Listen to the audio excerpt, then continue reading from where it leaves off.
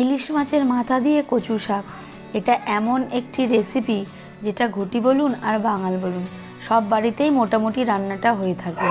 এটা খুব জনপ্রিয় একটা রেসিপি। তো আজ আমি এই রেসিপিটা করে দেখাবো। এখানে আমি দুটো ইলিশ মাছের মাথা নিয়েছি। মাথা দুটিতে একটু হলুদ ও লবণ মাখিয়ে নেব। এবার কচু শাকটা এইভাবে বটি দিয়ে কেটে নেব। কচু শাক ভালো করে পরিষ্কার করে নিতে হবে। কচু শাকের মধ্যে প্রচুর নোংরা থাকে। কাটার আগে বা কাটার পরে ভালো করে ধুয়ে নেবেন। আমি ভালো করে কেটে ধুয়ে নিয়েছি। কচু শাক কাটার সময় দেখবেন হাতটা কালো হয়ে যায়। এখানে ভয়ের কোনো ব্যাপার নেই, আপনারা প্লাস্টিক দিয়ে কাটতে পারেন। এবার কড়াতে অল্প একটু জল দিয়ে দেব আর কেটে রাখা কচু শাকটা দিয়ে দেব। এবার ঢাকা দিয়ে দেব সেদ্ধ হওয়ার জন্য। ঢাকাটা খুলে নিয়েছি, কচু শাকটা সিদ্ধ হয়ে গেছে। এবার কচু শাকটা ছেঁকে নেব একটা ছাঁকনির সাহায্যে। যদি আপনাদের বাড়িতে ছাঁকনি না থাকে তাহলে ঝুড়ির সাহায্যে ছেঁকে নিতে পারেন। আর যে উপকরণগুলো লাগছে সেগুলি হলো একটা মাঝারি সাইজের টমেটো, 5টা কাঁচা লঙ্কা, হলুদ গুঁড়ো, লঙ্কা গুঁড়ো, আর ফোড়নের জন্য নিয়েছি 2টো তেজপাতা, 2টো শুকনো লঙ্কা, 1 চামচ কালো জিরে, চন্দনী ও আদা বাটা। আদা বাটা ও টমেটোটা অপশনাল, এটা আপনারা নাও দিতে পারেন। এমনিতে ইলিশ মাছ হলে আর কোনো বেশি উপকরণের দরকার হয় না। কড়াতে প্রথমে তেলটা ভালো করে গরম করে মাছের মাথা দুটি দিয়ে ভালো করে ভেজে নেব।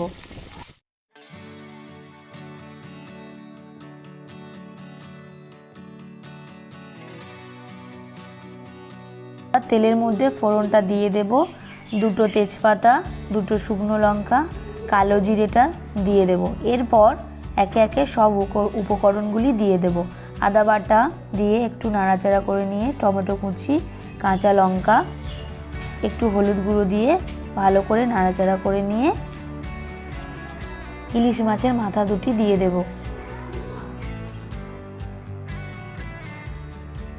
এরপর একটু ভালো করে নাড়াচাড়া করে নেব, নিয়ে কচু শাকটা দিয়ে দেব। এবার ভালো করে কষে নেব। মাছটাকে বেশি ভাঙবো না, কারণ কাঁটাগুলো ছড়িয়ে যেতে পারে।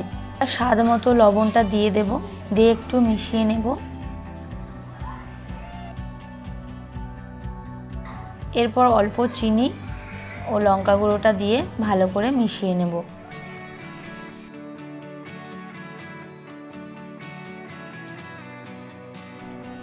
এবার একটু ভালো করে কষিয়ে নেব। কষিয়ে নেওয়ার পরে চন্দনীটা দিয়ে দেব। সমস্ত উপকরণগুলো এবার ভালো করে মিশিয়ে নেব, নিয়ে 5 মিনিটের জন্য ঢাকা দিয়ে দেব। ঢাকনাটা খুলে নেব। কচু শাকটা হয়ে গেছে। এবার একটু নাড়াচাড়া করে একটা পাত্রের মধ্যে নামিয়ে নেব। গরম গরম ভাতের সঙ্গে এই ইলিশ মাছের মাথা দিয়ে কচু শাক হলে আর কিছুই লাগবে না। আর রান্নাটা যদি আপনাদের ভালো লাগে তাহলে যাওয়ার আগে অবশ্যই চ্যানেলটিকে একটা সাবস্ক্রাইব করে দিয়ে যাবেন। ধন্যবাদ।